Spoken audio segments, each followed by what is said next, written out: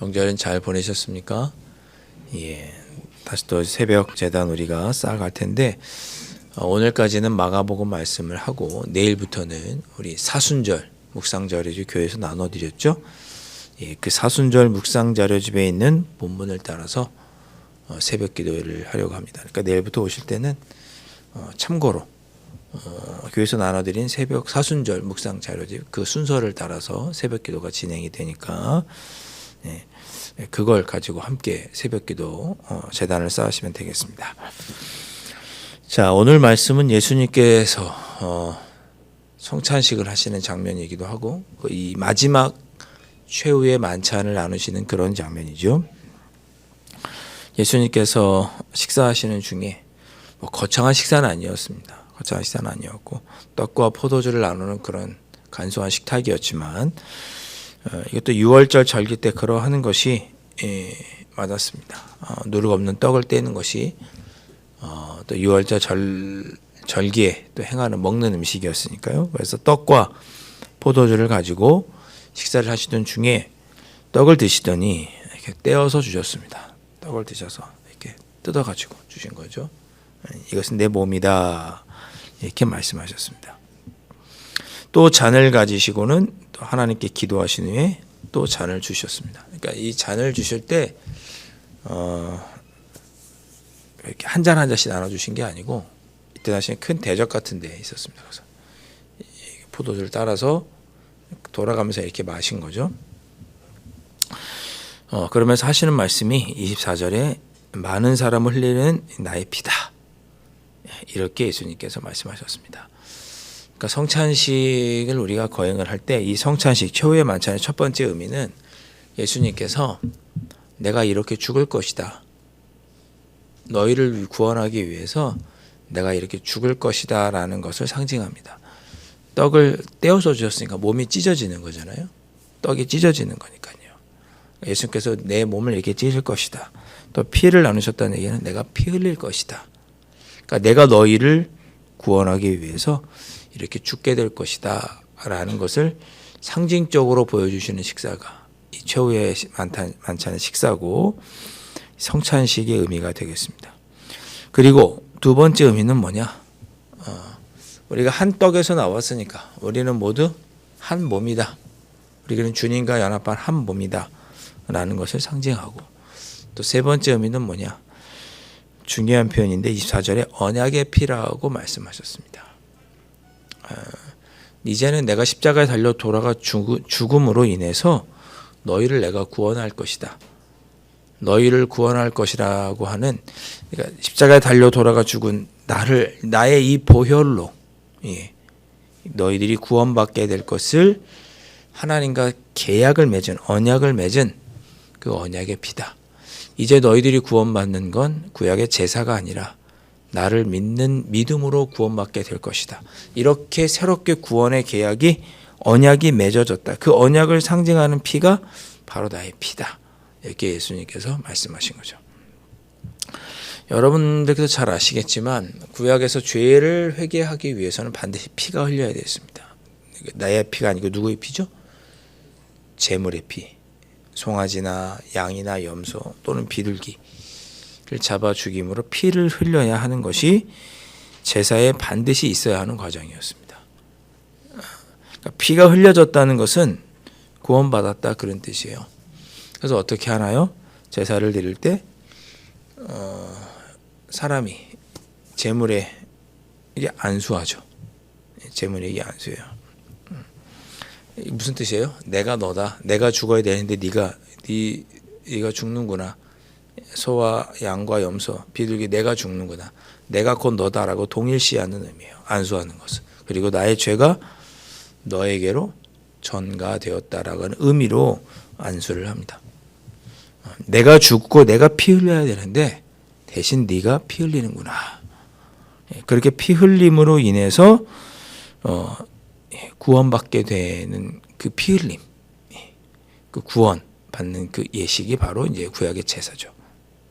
그래서 제단에서 각을 뜨고 절반으로 쪼개기도 하고 다 이렇게 사지로 다 뜨고 피를 흘리면 그 피를 가지고 받아서 제단에 뿌리고 사람에게도 뿌리고 사람의 죄를 속했습니다. 구원을 받게 한 거죠. 죄 때문에 죽어야 하는데 피 흘림으로 말미암아 죽어야 될 내가 대신 소나 양이나 염소가 죽은 피 흘림으로 구원받게 된 거죠. 그러니까 우리 예수님께서 내가 너희들을 구원하기 위해 대신 십자가에서 피 흘리겠다.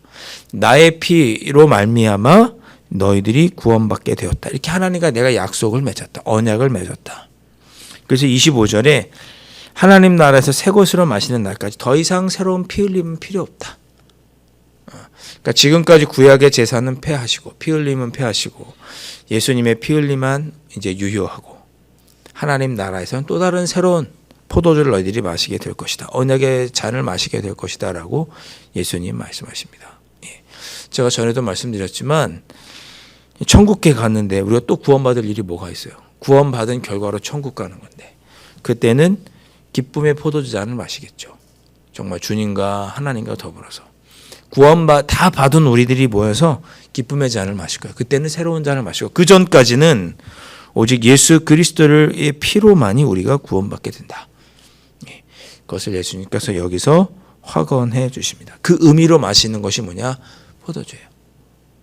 그러니까 제가 성찬식을 행하면서 포도주를 마실 때마다 우리 장로님들 뭐라고 얘기하세요? 그 전에 어떻게 하셨는지 모르지만 이것은 주님의 피입니다. 이것은 주님의 몸입니다. 하면 여러분들이 받고 아멘하고 떡을 받고 포도주를 찍어서 드시는 거죠. 내가 오직 예수 그리스도의 피로만 구원받습니다. 라고 하는 것을 여러분들께서 고백하시는 것이 성찬식입니다. 그리고 나서 26절에 그들이 찬미하고 감람산으로 갔다 그랬습니다. 찬미했다는 것은 당시에 6월절에 이렇게 만찬을 식사를 하고 나면 시편을 낭송하는 것이 전통이었습니다. 우리가 명절에 세배하는 게 전통인 것처럼 6월절에 함께 식사하고는 시편을 읽고 그 시편이 찬송이잖아요. 찬미하는 것이 전통이었습니다. 그렇게 하신 후에 예루살렘 성전을 나가셔서 예루살렘 성을 나가서 이제 감람산으로 예수님께서 가십니다. 자, 이제 감람산에 가셨는데 예수님께서 이제 27절부터는 감람산에서 하시는 말씀이죠. 근데 감람산에 가셔서 특별한 이야기를 하십니다. 예수께서 제자들에게 이르시되 너희가 다 나를 버리리라.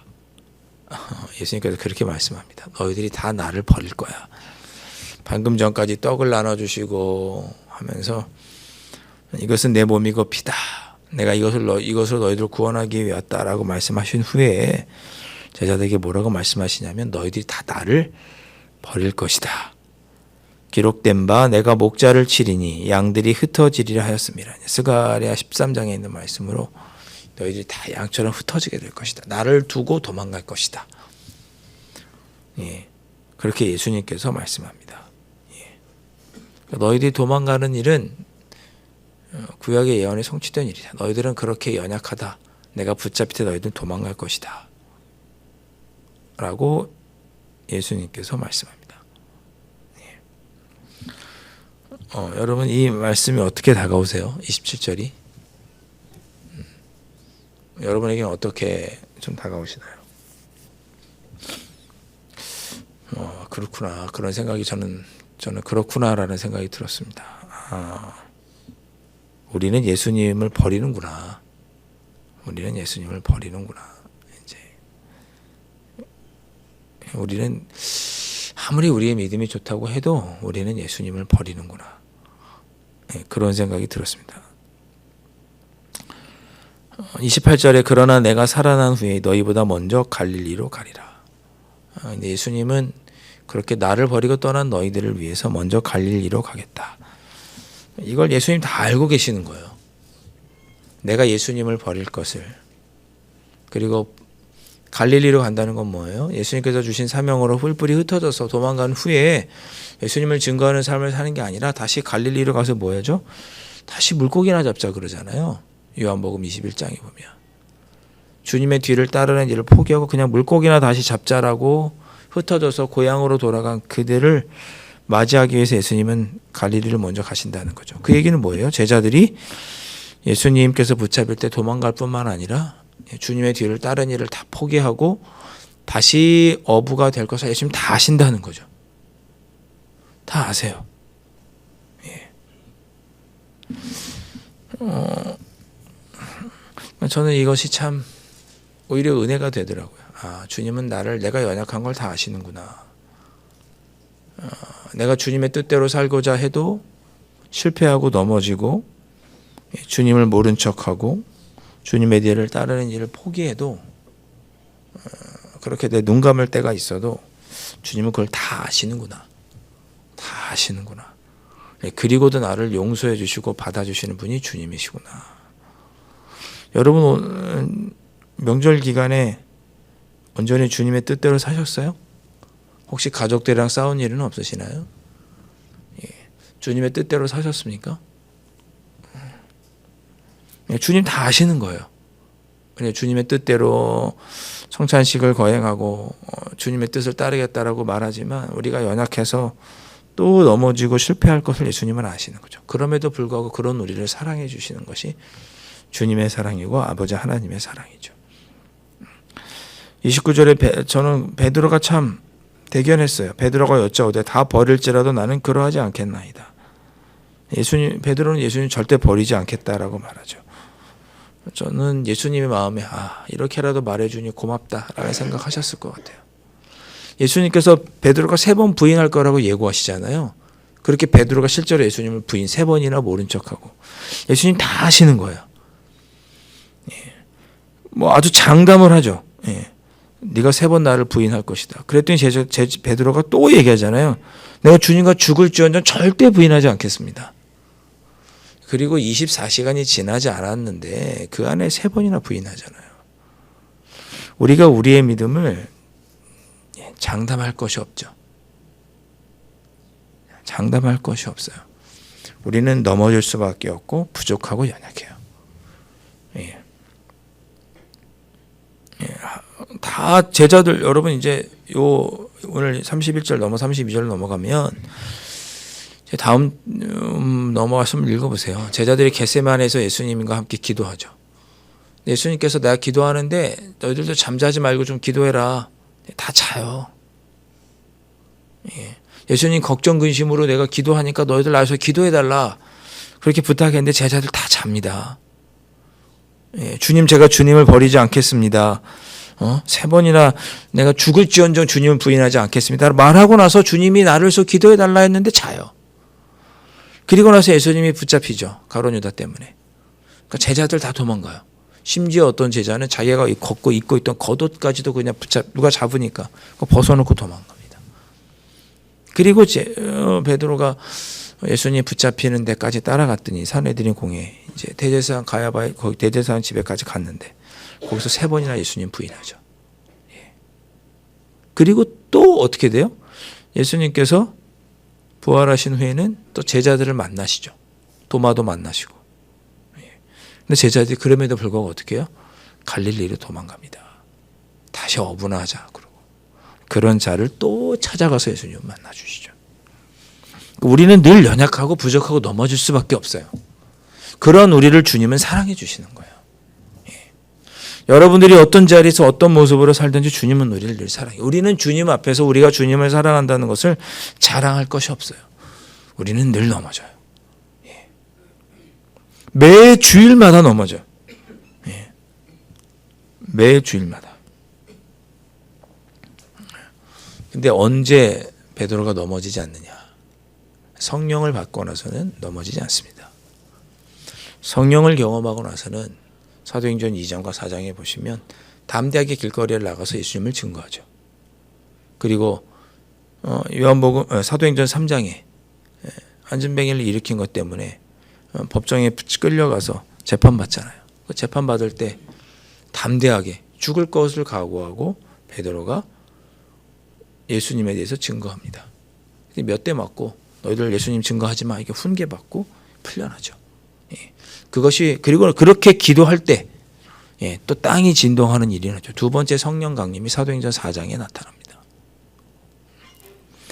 우리는 부족하고 연약해서 늘 넘어지지만 이런 우리가 든든히 설 때는 언제냐? 성령께서 우리를 붙잡아 주실 때.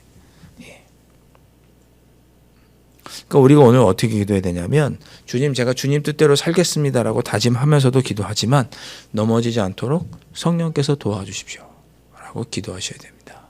왜? 우리는 늘 연약하고 부족해서 넘어지니까. 우리의 성정은 넘어지니까 성령께서 붙잡아 주십시오라고 기도하실 수 있어야 합니다.